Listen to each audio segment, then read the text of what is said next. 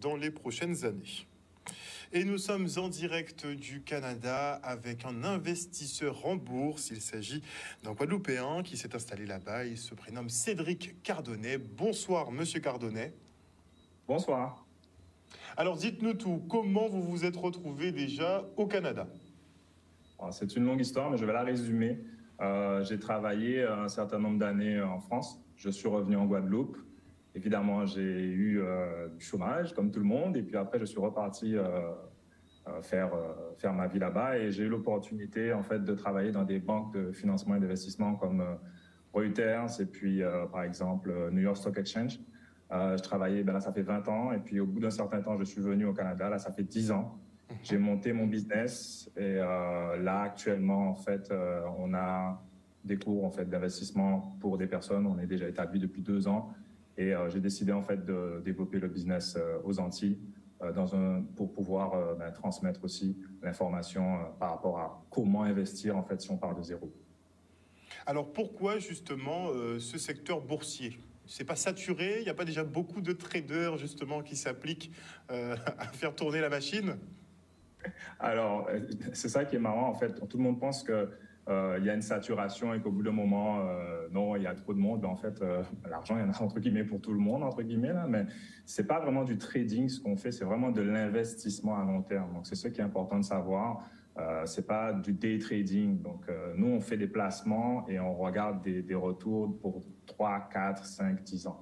Donc, c'est ça. J'ai des étudiants qui ont des retours de 20% et plus, mais évidemment, c'est pas quelque chose qui est, comment dire, il faut avoir une certaine discipline. C'est pas spécialement compliqué, mais il faut avoir une certaine discipline et puis il faut savoir quelles entreprises choisir. En fait. Donc vous êtes plutôt un holder finalement. Un holder. Exactement. Ok. Donc vous n'êtes pas à vendre effectivement. On va dire aux profanes, des solutions pour devenir riche en 2-2, finalement en quelques jours ou en quelques mois. Mais en fait, vous préférez donner des conseils pour faire des placements qui seront porteurs effectivement sur le long terme. Exactement. Et j'apprends une méthode en fait pour savoir choisir les meilleures entreprises. Donc, on est spécialisé sur les marchés canadiens, américains, un peu chinois. Et cette méthode-là, c'est pas ma méthode en soi. Là, c'est la méthode de Warren Buffett et de Richard Dreyfus. Donc, c'est deux investisseurs connus. Et ces investisseurs-là, en fait, j'ai comme démocratisé la méthode pour la rendre vraiment plus simple.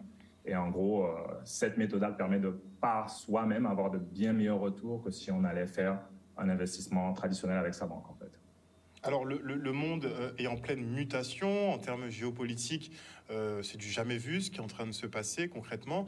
Donc, est-ce que finalement, il y a des placements qui resteront fiables pour les 10, les 20, les 100 prochaines années?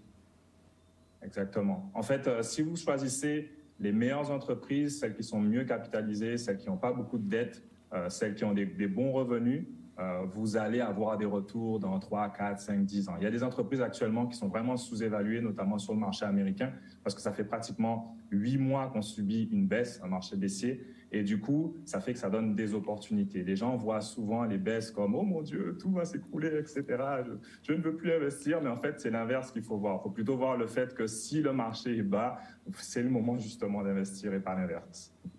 Donc ce sera le moment de saisir des opportunités. Bon, ça peut être un peu mal vu quand on le décrit comme ça, mais c'est vrai que les meilleures affaires se font après des cracks économiques.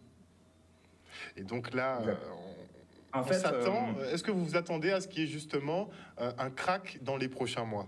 Et donc des bonnes affaires qui vont découler par la suite? Alors déjà, j'ai remarqué que là, il y a déjà des opportunités actuellement et on est dans une phase en fait qui est assez entre guillemets dangereuse dans le marché. Parce que je vais expliquer rapidement. En gros, la Réserve fédérale américaine, elle a imprimé énormément d'argent pendant le Covid. Trop d'argent. Le résultat, c'est l'inflation qu'on subit. C'est par rapport à ça en fait. Et le marché actuel chute parce qu'il y a trop d'inflation. Et pour que la Fed arrive à réduire l'inflation, elle est obligée, entre guillemets, de sacrifier le marché et sacrifier les emplois pour pouvoir faire repartir la machine. Donc oui, on est déjà dans une phase où ça chute, Et dans les mois qui suivent, c'est sûr qu'il y aura d'autres opportunités. Quel est votre... vous êtes au Canada, vous êtes spécialisé un peu sur les marchés justement américains.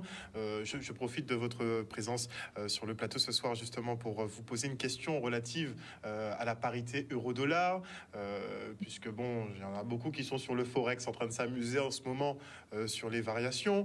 Depuis 20 ans, l'euro finalement était toujours resté supérieur au dollar, donc la parité était en notre faveur. Depuis quelques semaines, là, ça commence à changer. Là, les dernières 48 heures, j'ai vu qu'ils se sont battus pour qu'effectivement on retourne donc à 1 euro pour 1 dollar, puisqu'on était tombé à 0,98 quand même. C'est relativement grave, en fait, selon moi, c'est relativement grave. Donc, vous, comment vous observez cela? Alors, le marché a horreur de l'incertitude. Donc là, en fait, en ce moment, on est dans une phase d'incertitude. Donc, il y a la guerre en Ukraine par rapport à l'Europe, il y a une crise énergétique. Donc tout ça, ça fait qu'il y a de l'incertitude. Donc les gens, ils vendent. Et pourquoi ils vendent et qu'ils achètent aux États-Unis et que le dollar américain grossit? La raison principale, c'est quoi? C'est qu'en fait, lorsque les obligations, c'est quoi? C'est en gros, vous allez voir, c'est des dettes, par exemple. Les dettes du pays américain, c'est des obligations. Quand le taux des obligations monte, ça rend le marché américain plus intéressant que le marché européen qui est beaucoup plus incertain. Est-ce que vous voyez un peu l'explication? Okay, donc voilà. Donc en gros, c'est ça. En gros, là, les gens vont vers le marché, vers le dollar américain pour ça, et les gens vont vers des obligations américaines. Par contre, on arrive dans une phase, en fait, où les obligations sont... Tout le monde dit, en fait, tous les traders, tout le monde parle de ça.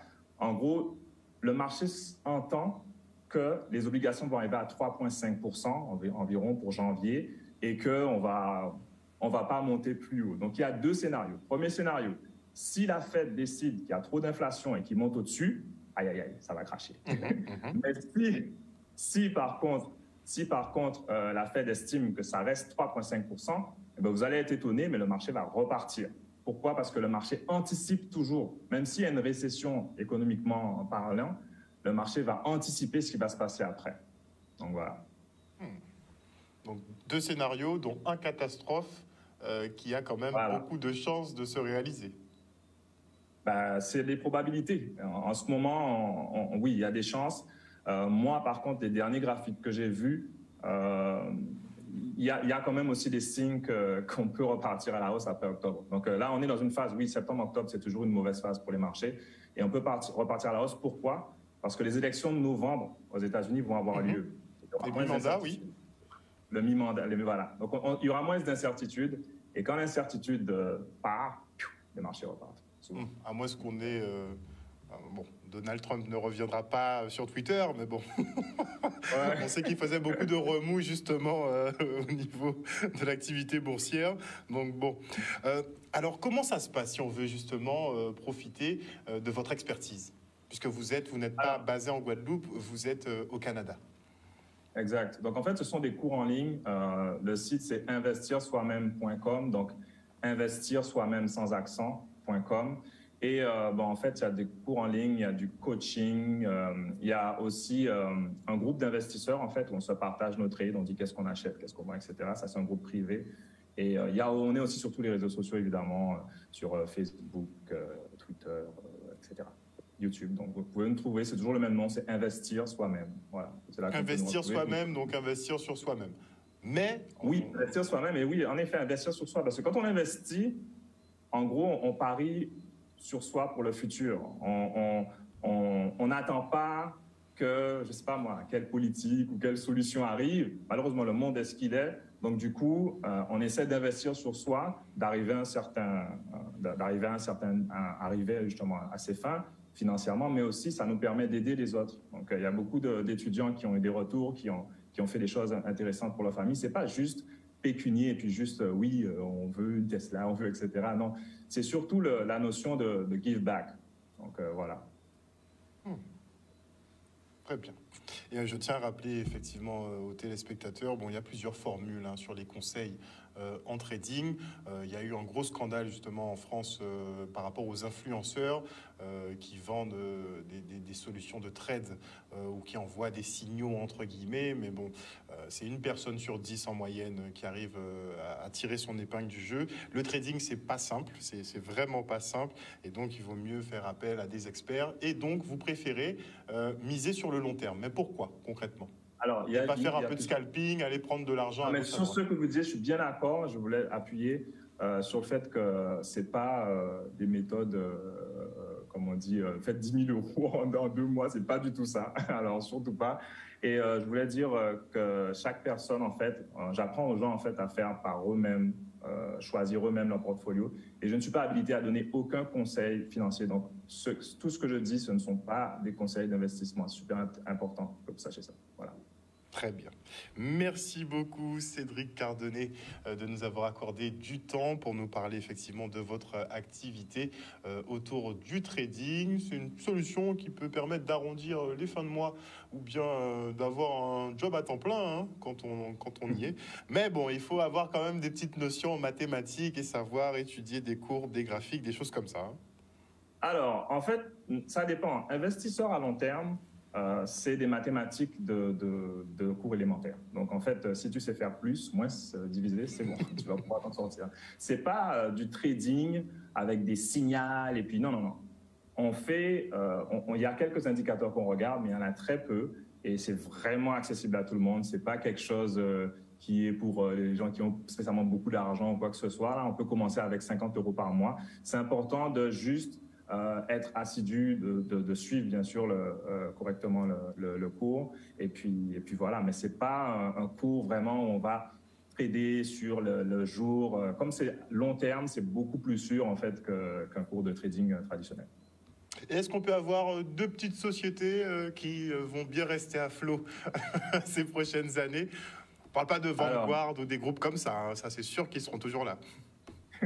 Alors, des sociétés ou des index? Ou des indices? Un de chaque, tiens, pour le coup. Une société, un indice. OK. Alors, je vais donner un indice. Ceci n'est pas un conseil d'investissement. Oui. Alors, il y a S&P 500. Alors, c'est les 500 plus grosses entreprises américaines. C'est en fait un regroupement d'entreprises et c'est un indice qui a eu des retours pratiquement de 11% depuis pratiquement 70 ans, etc. Donc, c'est une des références en termes de marché. Et deuxième auquel je pense actuellement, c'est Facebook qui est vraiment sous-évalué actuellement, qui est en technologie, qui risque de voir aussi un peu de souffrance dans les mois à venir, mais l'évaluation de Facebook est bien plus élevée que l'évaluation actuelle en fait. Donc, malgré les résultats un peu mitigés sur le métaverse. Alors, le métaverse, c'est un investissement pour moi qui n'est pas une bonne idée de la part de Facebook. Par contre, par rapport à ses revenus et par rapport à la part qu'elle a pris pour investir dans le métaverse, c'est vraiment ridicule par rapport aux revenus qu'elle fait actuels. Donc, c'est pour ça que moi, voilà, ça ne me fait pas plus peur que ça, en fait. Très bien. Merci beaucoup en tout cas pour ces petits conseils. Enfin, pas des conseils, on passe de petites idées comme ça. En tout cas, j'espère qu'on pourra se retrouver pour un format un petit peu plus long. On pourra débattre effectivement de ces activités boursières qui prennent quand même une belle place dans notre économie. Il faut quand même maîtriser un petit peu les tenants et les aboutissants des marchés. Merci beaucoup, Monsieur Cardonnet. Merci, bonne soirée. Et on enchaîne avec la